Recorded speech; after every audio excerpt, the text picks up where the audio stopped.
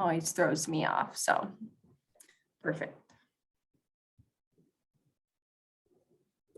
Well, welcome everyone for joining us. We're going to get started in just a few moments, but just a few reminders. If you can please go ahead and make sure that you are muted during the presentation. We will have time at the end for some Q&A and discussion. But if you have questions throughout, you can pose them in the chat and we'll make sure to get to them towards the end. But without further ado, we'll go ahead and get started. I would love to introduce our amazing presenter, Dr. Carol Long. She is a national and international expert in geriatric palliative care and community-based health delivery and is the founder of Palliative Care Essentials. Dr. Long has been a registered nurse for what I learned recently was over not 40 years as I have written down, but 50 years. Is that correct? Almost 50 years.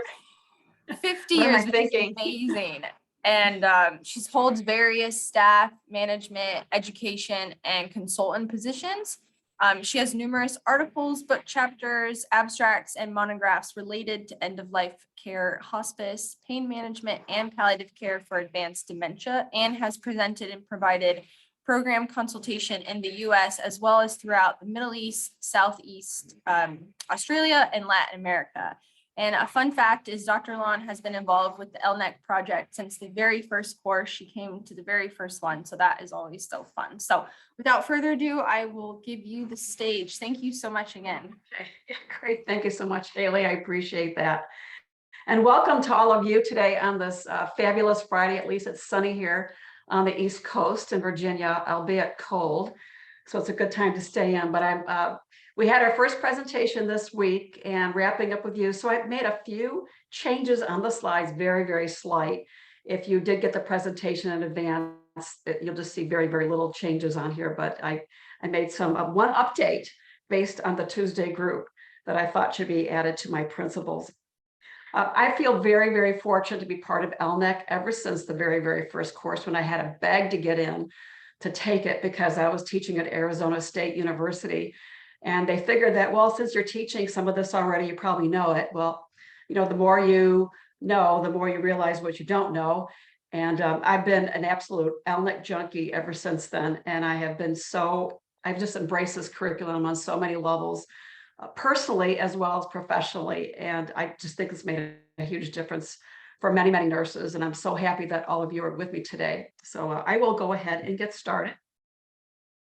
By the way, I will take questions at the end because I don't want to go off track, which is a real common thing that I do. So first off, attribution to Dr. Brandon Farrell again, and the LNEC team at the City of Hope, who are amazing in and of their own right.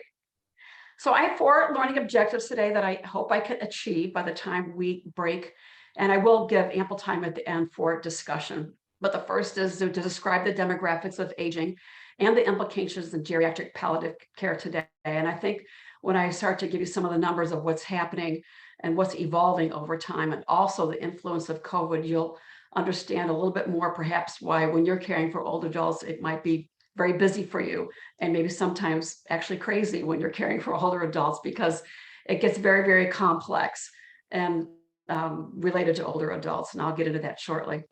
The second is to identify the 8, and I had added a 9, an extra principle on palliative care for older adults based on the Tuesday group.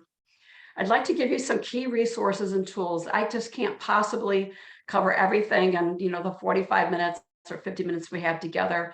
So I have an extensive reference list and some other ways that you can tap into resources in caring for older adults. And this has been from years and years. I've been teaching LNEC geriatric for a very, very long time. And I found I had to jump out of the palliative care literature many, many times into the geriatric and gerontology literature, social science, and so forth to get the information that I needed. And so I will give you a list of those resources and tools to perhaps make your life a little bit easier when you're in the practice setting. And then finally, to highlight the role of advanced practice oncology nurses for older adults requiring palliative care. So I feel like in many ways, we're juggling many balls here. We have oncology, we have geriatrics, we have palliative care, and then all the things that come racing down and crashing down on your practice to try to get that, balance in caring for older adults. So you might ask, who are older adults? Well, actually, we know today that it's 16% of the population are older adults. And I actually in that category now. I just admitted it the last session. I had not done it before, but I am. And I actually have some additional insight. When you reach this population, it's amazing when you and your friends are in that arena, how life becomes somewhat different for you. And I'll share some of those insights as well. We know that women outlive males, and that continues to be the case.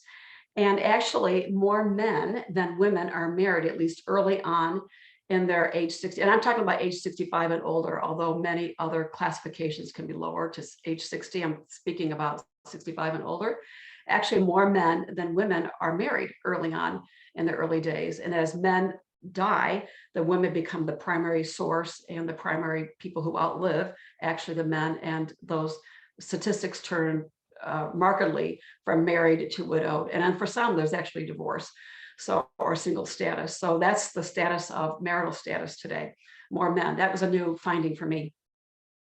27% of older adults live alone, and 61% are living with a spouse. And of course, that changes over time as well. As people age, one person or the other may die, and that will remarkably shift the living arrangements. But another big part when we look at this, and this is the arena that I work mostly in, is congregate housing or assisted living and nursing homes, is that 2.3 million individuals live there. And we know these folks are the most vulnerable, maybe left behind, were hugely impacted by COVID, hugely. I mean, it's unbelievable what had happened to that, and what will continue to evolve over the years ahead with issues related to being cared for and adequate staffing. But we have a huge number of people, 2.3 million, living in assisted living or nursing home settings. And maybe some of you are caring for those in your practice. And caregiving, this is a topic all by itself. I actually am a sociologist by trade. And so I follow a lot of this literature on the side just to kind of understand a little bit more how caregiving impacts older adults. A lot of older people are caring for younger people. Actually, the numbers have spiked significantly of older adults caring for their grandchildren. That's a real common occurrence now. And also, they're caring for their spouses and maybe other family members. And in turn, they need to be cared for at some point in time. So you may encounter family members where there's multiple caregiving experiences going on. And indeed, we know that Medicare does not pay for these caregiving experiences. They do not pay for personal care support. Perhaps a person's Advantage plan does pay for that, but they will not pay for that as a Medicare benefit. So many individuals are struggling with the caregiving aspects that might be just really simple personal care services. And that's another challenge all by itself. But I think today's challenges that I found were significant were the ones that related to COVID. And I have to say, after 2 years in this, I can understand it. And I imagine you can understand it as well.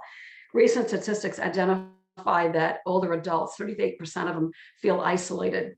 And this has been a trend in recent years anyway. More prominent in the literature are the numbers of people that live alone, and the living alone might lead to loneliness, was something totally different. Being alone is, and being isolated is a lot different than feeling lonely, by the way. You can feel lonely and not be isolated.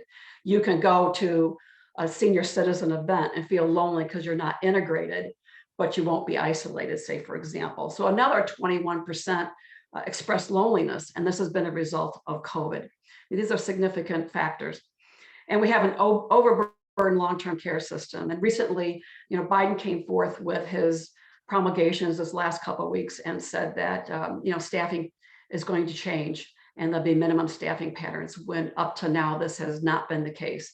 It may be the case in dementia units, but it's not been the case in the facilities. And this is going to be an additional burden for these facilities going forward, and for family members in which they are placing their loved ones there. So that's who our older adults are. What about the health status of these individuals? Well, we know that 52% of older adults have one comorbid condition, such as diabetes or hypertension. 27% have multiple conditions, or in other words, 79% have one or more comorbid conditions. And my guess is for the older adults that you're caring for in your oncology practice, they have one or more conditions in which you're needing to juggle, manage, or co-manage with somebody else. And sometimes those comorbid conditions or multimorbidity can be more of a problem perhaps than the cancer treatment that they're undergoing at that time. So it does go to show you that those numbers are there, and it's likely, obviously, as an individual ages, the more likely they will have more comorbidity and chronic conditions. We know that the cause of death has changed significantly over the last 20 some years. I remember my first years in hospice in the 1990s. The numbers were such that only individuals with cancer and HIV age were able to be in a hospice settings. We know that has changed. But now today, 35% of the deaths are individuals with cancer and 65% of individuals with chronic health conditions. So that has been a marked shift. The 5 leading causes of death represent 62% of all deaths of older adults in the United States. And this is probably no surprise to you. Actually, heart disease is #1 cause of death, both nationally and internationally. If you check international numbers, it's heart disease. Cancer is usually #2 internationally, and it certainly is in the United States, of which there's a 70% mortality factor for older adults.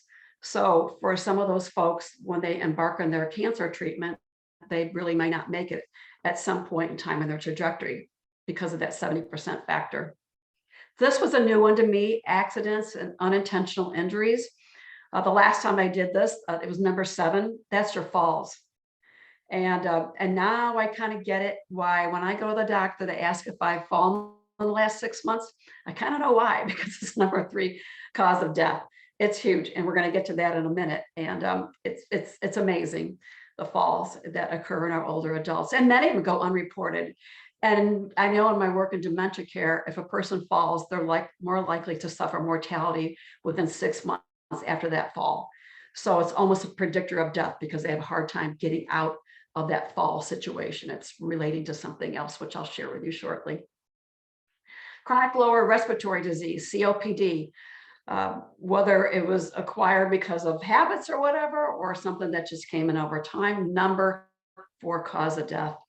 Stroke has been improving because of a lot of national attention, various campaigns, the FAST campaign and so forth, to help older adults to understand when they have a cerebrovascular event so they can get to the ER and get that treated. But for many, that's not the case. And stroke can be a debilitating disease condition and can end up in death. And then finally, as you might guess, dementia, diabetes, renal concerns, kidney disease, kidney failure, and so forth, and septicemia. And a lot of those have been tacked at various ways in caring for older adults, but those still end up being a major burden for cause of death in older adults in the United States. What about some other challenges related to that might impact health status of older adults? Well, one of them is financial burden. We have many older adults that are living in poverty. We don't talk about it a lot. It's not really in the literature a whole lot, but it probably impacts practice in some way or another, particularly when an individual doesn't get their medications. Usually is one reason we know, or something that makes us thinking about a financial burden. We have many older adults that may incur misdiagnoses, and that's because sometimes it's a geriatric syndrome and you don't know the cause of that particular condition. So individuals will flounder through the medical system, not really knowing what they have and not getting the appropriate care to screen and intervene accordingly. And that all leads to threats to quality of life. The more things that come down on an older adult related to their health condition, and quality of life becomes impacted in the long run, particularly if they're just trying to keep one pace, one step ahead of things. This ends up being a big burden for our older adults. So my question, where do older people die? Well, first of all, there's no way of getting out of it. Some people still think they can outlive, and it's not the case. But actually, we do know that 73% of deaths occur in people aged 65 and older. So really, truly, most of the deaths occur in an older population. And you think of it, 25% is in a less than 65 age population. Most people die in hospitals, and I'd hoped that had shifted, but it has not, 60%. And if you add the 20 and the 20, that's 40%. And if you think someone's living in long-term care, it's their home, I guess you could say that 40% are living in their home environment. Although most people, and that's why they have the asterisk there, 20% prefer to die at home. And my guess is that you've learned about the support study in your journey with this educational program that way back in 1997 said that older adults, anybody would prefer to die at home, yet we're really not doing that. We really haven't shifted strong enough. And my guess is after COVID, we probably will have to get some time back in shape to get back to that home death. So that's going to be a question in the future. What about some other results and impact related to this? Well, that people are still living longer, although you might have heard the CDC has chopped off a year in general for the entire population because of COVID. But the average life expectancy is 76.1 for men and another 5 years for females. So again, it goes back to females outliving males and many of them living alone, particularly if they encounter a death of a spouse. There'll be more increased dependency and more medical conditions. So someone ages, they have more chronic conditions, less able to care for themselves, that require more services as well. And I think the social influences are important to mention here. Is still a concern about ageism. I was concerned about that when COVID hit, that there might be a concern that we're going to ration healthcare, that older adults will not get the care that they need. They won't get the vaccines. Their care needs are going to be dispensed with. That was not really happening, although I believe when COVID happened, the attention to long-term care faltered. So that would be my personal impression related to that. But ageism is still prevalent. It's always better to be younger than older.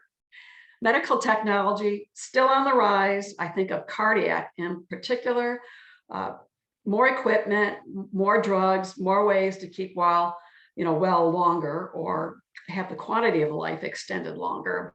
But maybe in the end, the futility is there. Extended period of time for a length of stay or length of life, yet futile interventions and ones that cause individuals to question whether they pursued that treatment at all. And I would say that's mostly been in the cardiac arena, mostly. So what's the significance of palliative nursing? I think this is a summary basically is that it's a contextualized, compassionate guidance while you are navigating serious illness, the dying process, and bereavement toward the end of life, somewhere in that trajectory, somewhere in that continuum. And it's contextualized because today I'm talking to you about older adults. So my goal today is for you to take some of this information that I'm sharing with you and add maybe a few more tidbits in your practice so that it becomes geriatric or gerontology sensitive. So it's contextualized. It's important to respect individual choice. And I have been the biggest proponent of that since the beginning of time. And I failed at that miserably. And I'll share this with you. How I failed is because my brother passed away in October from pancreatic cancer. It took me 3 months to get him home from the Philippines. And then he died 3 weeks after he arrived. And I didn't have advanced directives in place. Didn't have him before he left. Didn't want to give him to me. He didn't. And guess who was trying to push this? It was me. And I didn't at times respect his individual choice not to be specific in what he wanted. And it made it particularly hard for me to deal with that, as the rest of my family and the literature talks about that all the time. Although I faced it personally myself.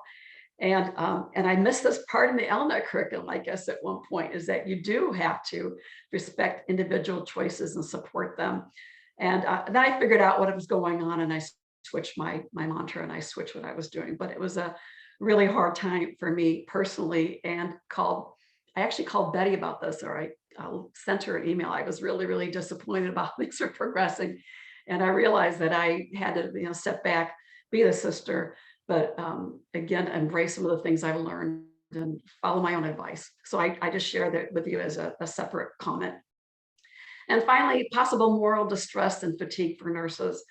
I'm sure you're busy in your practice. I have no doubt that you are. And the choices that people are making and helping them to support their choices, and the fatigue that comes with us when individuals may not be progressing on the journey that they had wanted or the trajectory that you had hoped it would be.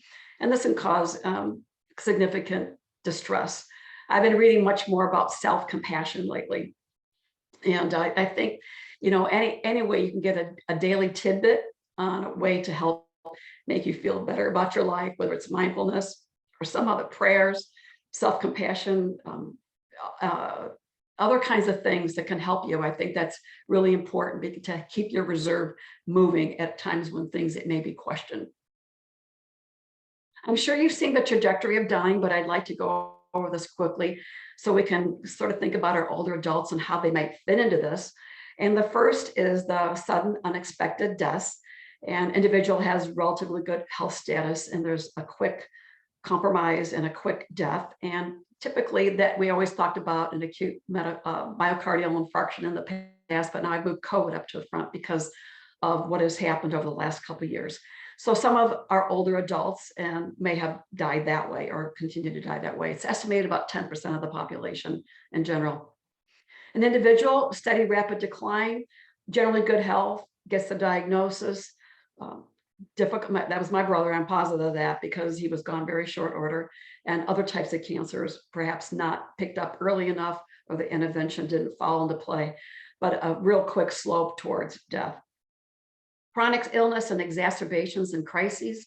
This is typically your older adult, probably not the best health status in the world, getting older, comorbid conditions I talked about, and they have an exacerbation. They kind of, fall down the curve there. They get back to a certain level, not like it was before, and it just continues and continues and continues to go downhill. So I think of individuals with heart failure, COPD, neuromuscular conditions, and so forth. And then finally, a prolonged decline ending in death. And this is typically individuals with dementia, Alzheimer's disease, probably, an okay health status, mostly older, definitely over the age of 65, increasing frailty, may not be diagnosed until 1 or 2 years into their illness. And that's a trajectory that's a slippery slope, punctuated by different kinds of things that are happening along the way and then leading towards death. And so most of these individuals will end up in a long-term care setting. And I don't know if you'll see these individuals in your practice, but that would be another group of people that is part of that trajectory of dying. So that's the 4 trajectories.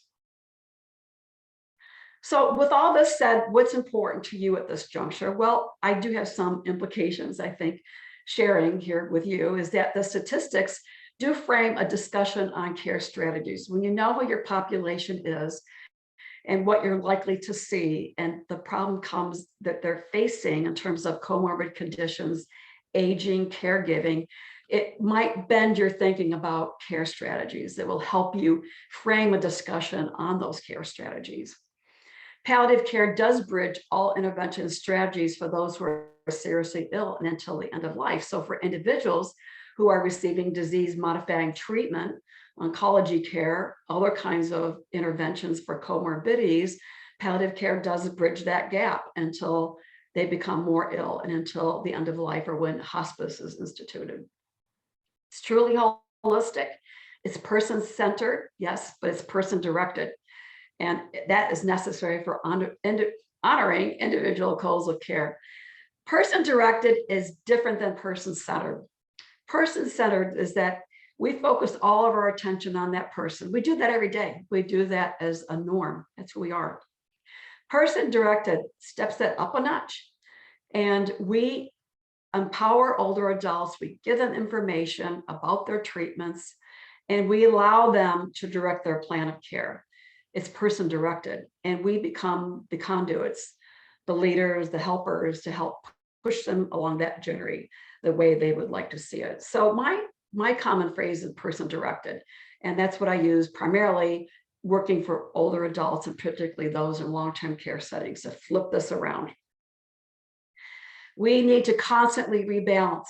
We're always rebalancing, recalculating, trying to get the right match for our older adults. What does dying well look like for somebody? What have they said they want? What is their vision of a good death? My brother wouldn't go on to hospice because he was afraid they'd never give him food again. It's widely stated. This is not an uncommon thing. And when you dig down deep to find out what someone's concerns are, you can kind of find out what it is and rebalance the care plan.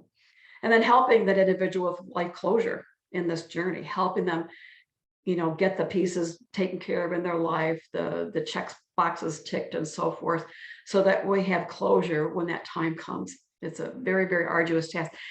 It doesn't happen overnight at all, that's for sure. And it does take a team. Certainly, this is not all on your shoulders. We really want to rely on other team members to help us on this journey and parceling out some of the extra work that has to be done so that we can do what's important for that older adult. So now I'd like to relay what I think are the 8 key principles in palliative nursing for older adults. And it may appear to be somewhat simplistic. I don't want to be, but I wanted to go back to some of the key elements in geriatric and gerontology care that just raise your awareness and when you're dealing with older adults and why it's so important. And the first is to incorporate knowledge of geriatrics and gerontology into everyday oncology practice. So many of us know about geriatrics. It's really the medicine, the science of the medicine of caring for older adults. Gerontology is more about the social science of caring for older adults. It's the things that I talked about: isolation, it is loneliness, it is caregiving. It's all those other parameters that sometimes impact you more than the medical part of the care that you're providing. So trying to tap into both elements and both sciences of geriatrics and gerontology can be helpful to you. It's important to understand normal aging versus abnormal aging or pathology. It's the person with dementia who puts the keys in the freezer, probably has Alzheimer's disease, versus the person like me who forgets my keys and where I place them from time to time. It's really trying to know those differences. It's the older adult who has pain and says, oh, it's normal to have pain, versus us thinking that no, pain is not a normal consequence of aging. However, as you age, you're more likely to have pain. So it's important to get those parameters correct when we're working through the language with our older adults. Sensory deficits, vision and hearing. Boy, if people can't see and they can't hear, they are missing the huge communication that you're sharing with them. First of all, not all older adults can read well. We assume many times that individuals can read. They have faltering vision and largely related to cataracts, macular degeneration, and so forth. They might not even know about or care about because that's not important to them right now. And hearing deficits. And I, for one, needs hearing aids. And boy, that became apparent during COVID. Well, I guess I lip read. And that was like unbelievable. So I had to tell all my clients, speak up, I lip read, and you just speak up and get beyond that mask so I can understand you. And, sometimes we just sort of take it for granted, but really knowing how their vision and hearing is important. Functional deficits, a care plan can be ruined just by us not paying attention to the ADLs and IADLs, ambulation, toileting, eating, grooming, bathing, and transferring, and so forth. Finance, people managing their own affairs, transportation, getting to needed appointments, their meals. We can do all the nutrition things that we want, but if an older person is living alone and doesn't have adequate nutrition or source and they don't drive to get it, we can screw up the entire care plan. Communication, how that person does communicate in writing as well as verbally. Medication management, we'll talk about in a minute, and home maintenance, where individuals' home might be unsafe. So we know we have scales, ADLs, IADL scales. I'm assuming you're probably using those, and we'll talk about that shortly as well. And then finally, safety in the home. As I mentioned already, falls, but it also relates to a whole array of factors such as medication as well as meals. We need to continually evaluate the medication regimen for safety and effectiveness. And for us as nurses, it's really verifying, reconciliating, and checking for accuracy over and over and over again. I know why you ask people to bring their meds into the office and into bottles. I know why that happens. It's important. Hopefully that person has gotten everything from their cabinet and bringing in. I had been a home care nurse for years and years before entering palliative care. And the stories I could tell you were unnerving. If you ever get a chance to go to a home environment, you'll be surprised early on what trouble a person get into And it'll just shock you because the medications are a mess. They don't know what they're doing. And then they're taking their husband's medication, they're splitting pills. This happens all the time. All my friends do it. They split pills, they wait. It's a common occurrence, and it ends up wreaks havoc on their care plan. What about the ease of obtaining medications? Pharmacies that are open, drug supplies coming to you by mail when the mail service is not working. How hard is it for that person to get medications is another problem that can foil your care plan. The cost, Medicare Part D, lovely plan, doesn't cover many things. We have GoodRx as another way to get medications for older adults. That's a lot cheaper for some, but this can be another problem. And as I understand it from the class the session the other day, that someone reported $100,000 in cancer drugs, typically that they see in their office. So this is huge, and it continues to be a problem. And then finally, the Beers criteria. Many pharmacies, particularly in hospital settings or in clinic settings, are screening for Beers criteria. It's not always appropriate in a palliative care setting, depending on the medications you're using and the safety in which you're using them, but the potentially inappropriate medication use, otherwise known as PIMS, is particularly dangerous for older adults. And we want to be mindful of some of those medications. And I've given you a reference here at the bottom. These criteria come out every 2 years. I didn't see something for 2021, and maybe they didn't meet or do anything last year, but the latest I got was 2019, and I provide that reference in the back. Some of the examples are anticholinergics, which are used for pain, but they can cause all kinds of problems. Antidepressants and PPIs, just 3 of the top categories that you might encounter in your older adults that could potentially get them into trouble. So I'd like to hear from you whether you're using Beers criteria, how that's worked for you in your clinical setting. To acknowledge and intervene in the management of comorbidities. Well, the top comorbidities, as I mentioned before, were cardiac, dementia, COPD, diabetes, and hypertension. And we need to use evidence-based clinical skill sets in providing care for these medical conditions with a palliative care focus. And largely that's our pain and symptom management concerns, I think, overall. In my years of teaching LNEC, I dug deep and to find where the evidence was on all the tools that we use. And a lot of the evidence is not there, actually. We don't know everything about all of it. We've done a pretty good job with pain. We know a lot about dyspnea. We don't have scales for every single thing that's been validated.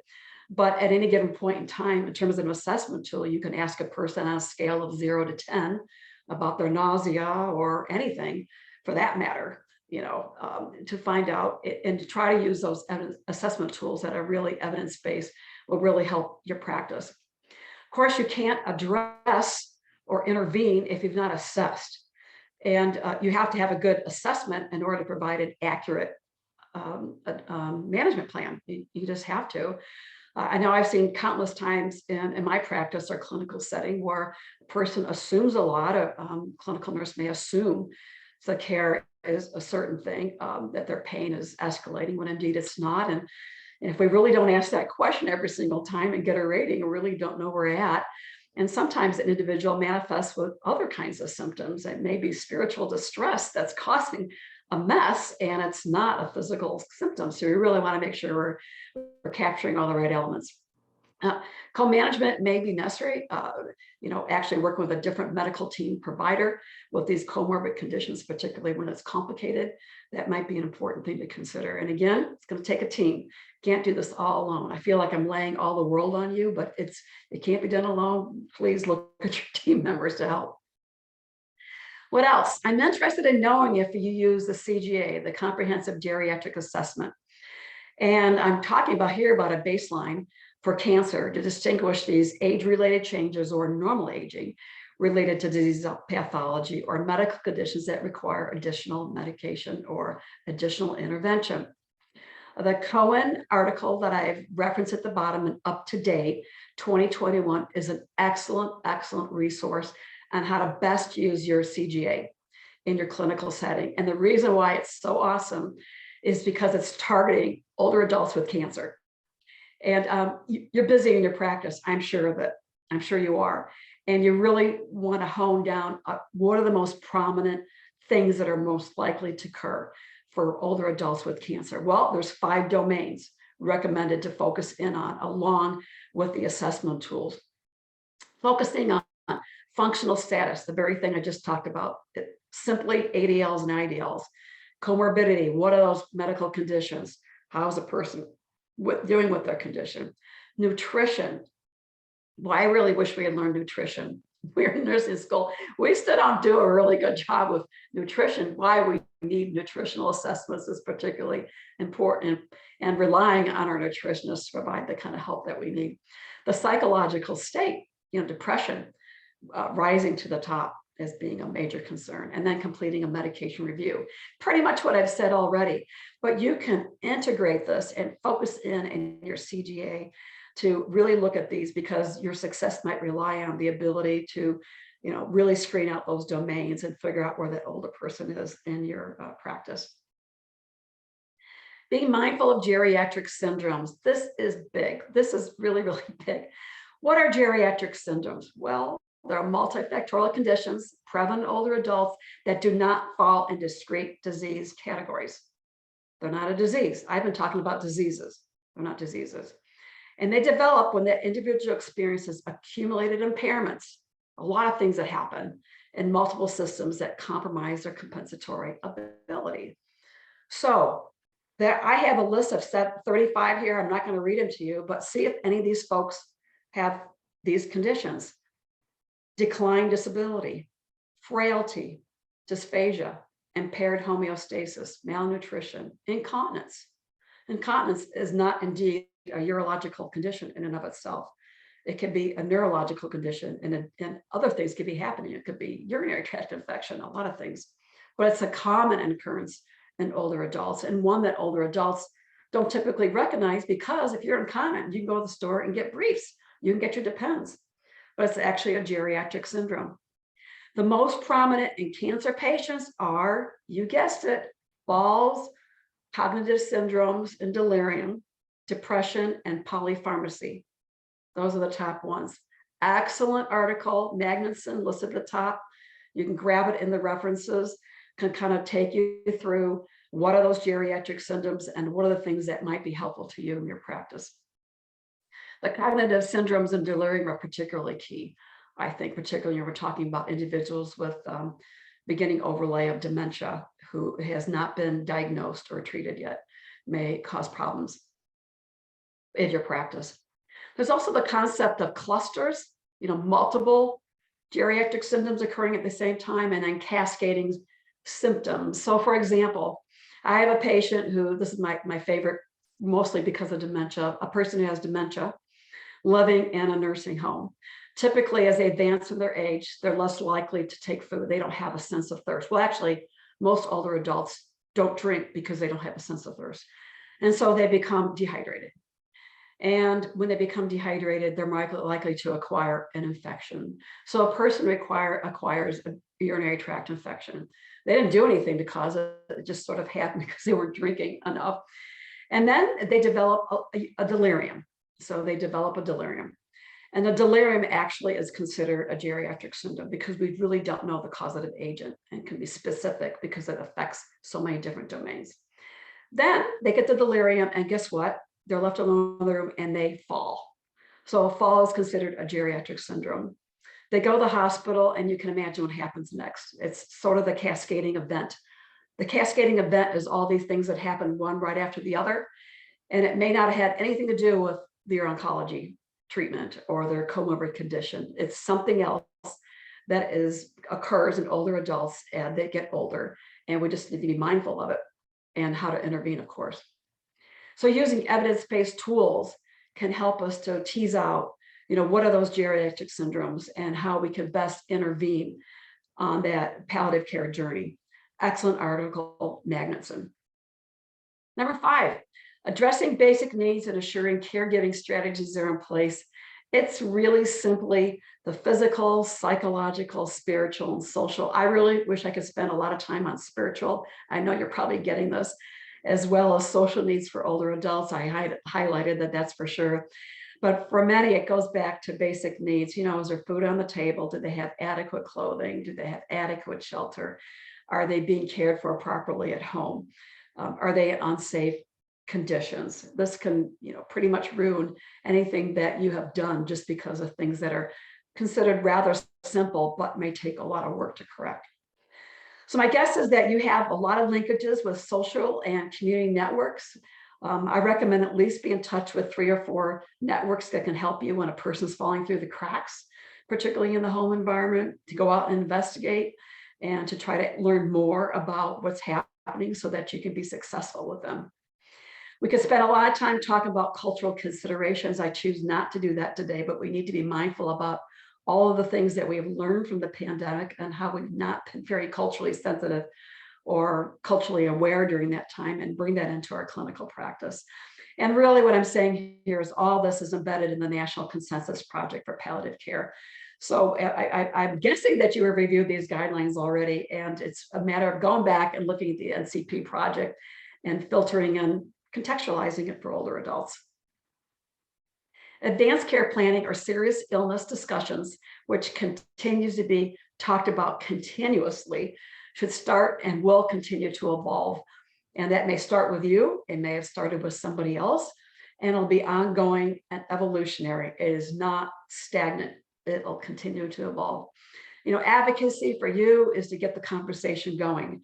I teach in geriatric palliative care that you have to start somewhere, and you have to plant seeds in people's minds about, you know, have you thought about if this doesn't get better, what you're going to do? Simple kinds of conversations. And then it can evolve into something more concrete, such as the written documents, the advanced directives, and the polls. These can evolve, but getting the conversation going with a person's thinking about it and continue with that conversation is going to be important. Of course, we have to always consider the harm and burden versus the benefit that's aligned with the goals of care. So as that person's talking out loud to you, say, well, have you thought about, and what do you think about? And does that fit with what you see is happening for you right now? And then they can converse with you, hopefully, and communicate with you with what they're thinking. I love the R word in my talk today. I had rebalance before. This is revisiting, refining, and restating. And you have to always clarify this, and then always honoring. So it's an iterative process. These advanced directives are written, the pulse is written, but you always want to make sure that things are lining up the way that person had intended, and there might have to be some refinement going forward, and particularly with family members if needed. So those are my R words. Communication skills, wow, they are pivotal in everything you do. You can make it, you can break it. The sender, that's you. What is said and how it's said can make all the difference, right? And then breaking bad news and conducting that family meeting, I think, are probably the 2 most important skills that you might have to be involved in, that you want to have that art of understanding and practicing those things. And perhaps you've had that information already. This is not really geriatric specific. It isn't. It's just reminding us that communication is so vital in all of our practice. And then checking in with that receiver. I already mentioned the older adult who may not see things clearly or may not hear well, but we certainly want to check their cognitive understanding and emotionally where they're at the end of discussing of these advanced directives, providing opportunity for feedback, for clarification, and then busting any kinds of myths. And Lord knows there's many misunderstandings about what life looks like on that journey and how it should be done, what family members think. Those things have to always be revisited along with that person's expectations. So really, your nursing role here is to be attentive, aware, present, and supporting that older adult on that journey. We need to account for the emotional grief and coping responses in older adults. COVID, as I indicated, has taken a huge toll on older adults who live in the community in long-term care settings.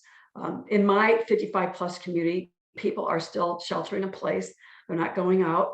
They've not done anything. And I really fear that this is happening a lot across the US, or perhaps not getting the care that's needed. The significant fare may be detrimental.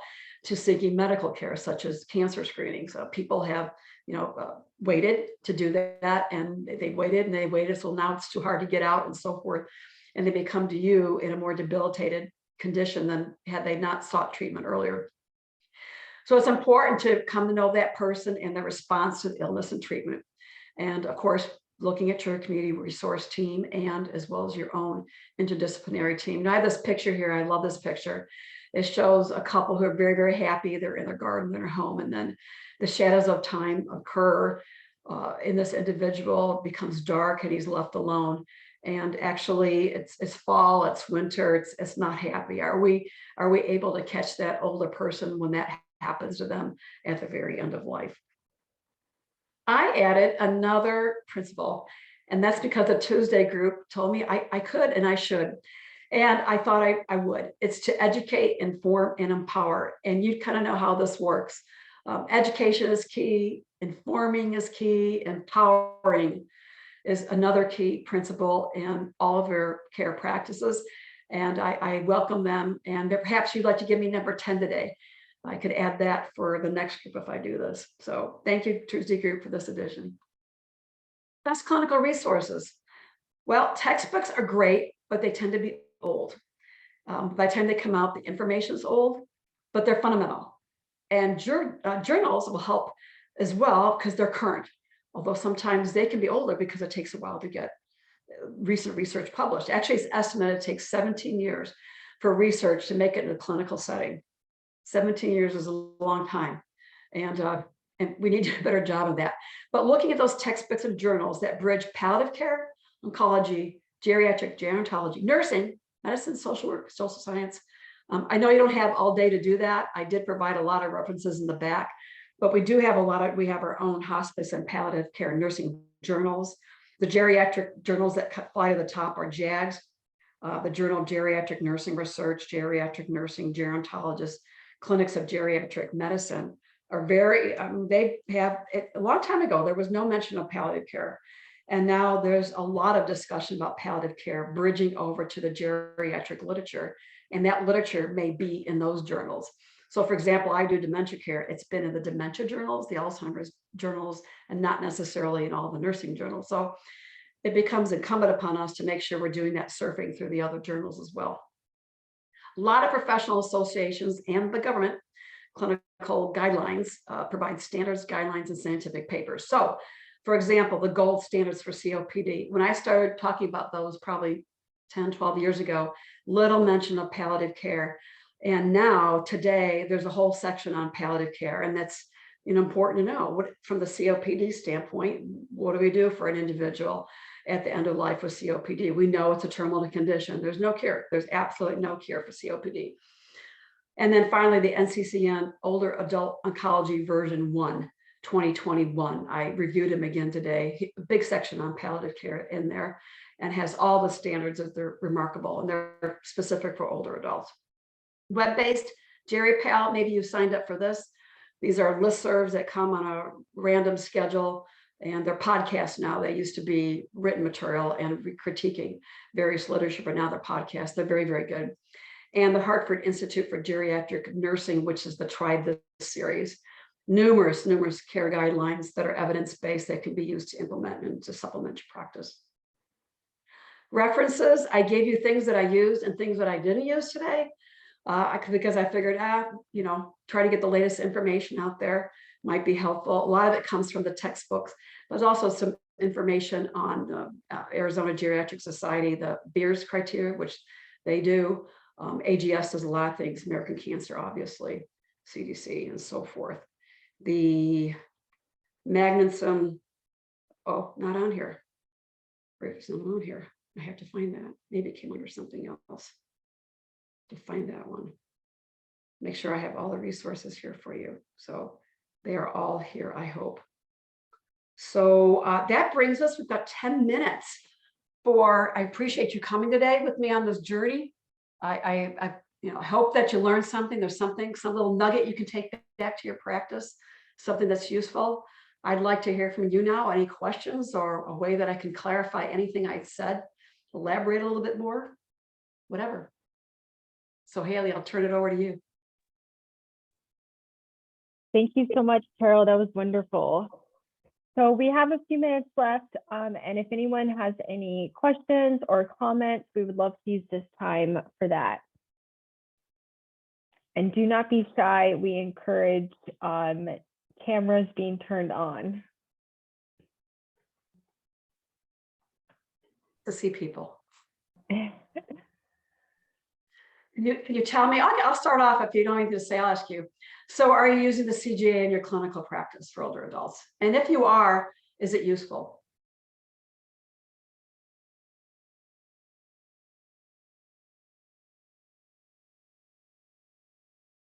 Any ideas? Okay. What are the most important assessment skills or tools that you've used in your clinical practice that really relate to older adults that might be specific for older adults? We actually have a great geriatric oncology group. So we can send people for evaluation before getting started on any type of oncology treatments for, I deal with breast cancer. So Dr. Allison Magnuson is one of our Lucky you. yeah, she's amazing. She's amazing. And she does a lot of research. And so we have a lot of patients that are on research studies with her as well. And then we do, if we have a patient that we're concerned about getting started on any type of chemotherapy treatment, then we definitely send them to her, and she does the entire gamut of evaluations. Awesome.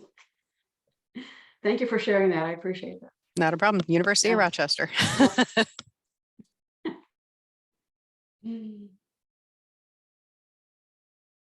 What questions do you have about older adults? Have you been, for the last 2 years, more challenging in caring for older adults than they maybe had been prior to this? Or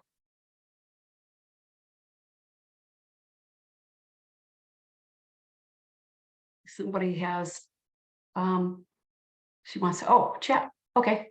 Oh, are you seeing that? Sorry, Yeah, I am. I see okay. She's been using the CGA, but do not want to implement it more, but do want to implement more in this practice. This talk was very helpful to remind me of all the benefits of a full assessment. Also, Christina, that sounds like an amazing program. It sure does. Yeah, awesome.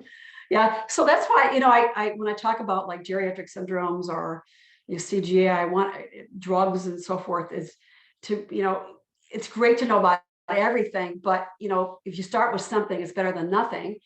And if you know about the primary things, then you're more likely to be more sensitive to that, and you might catch things earlier, because it's hard to always go through your toolbox in your mind of all the different skills that are necessary in caring for older adults. Great, thank you. Yeah, thank you so much, Nina. Yeah. Oh, she said, oh, I appreciate the reminders of the tools. Yes. So I always say you can't address what you've not assessed. I taught at ASU for a long time, and anybody would throw what they were going to do for me without telling me their assessment. You have to go back and start all over again, because I want to know how you got to that conclusion. Yeah, and streamlining it, I think, is really important. How can you make time? I don't necessarily have all the answers for that. Maybe Christina has more answers, or that team might know. I don't know how to create more time for you. I know you're extremely busy, but I can tell you, I just try to pick the things that might impact you the most.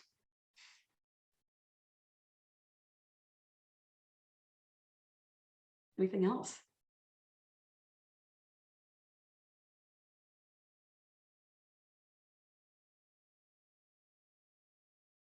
We have a few minutes left, and I'm realizing that we might be in between you and your Friday afternoon. So we understand perhaps a little bit of quiet, but if any, just, we'll stay on until the hour's up. But if you have any questions that you can think of, after you hop off or later today or over the weekend, please feel free to email me or the LNet team, and we'll make sure to get those questions to Carol so that she can respond for you. To help post seminar anytime. You want an article, you want to bounce something off me, no problem. And Haley and the LNEC team will push it my way. No problem.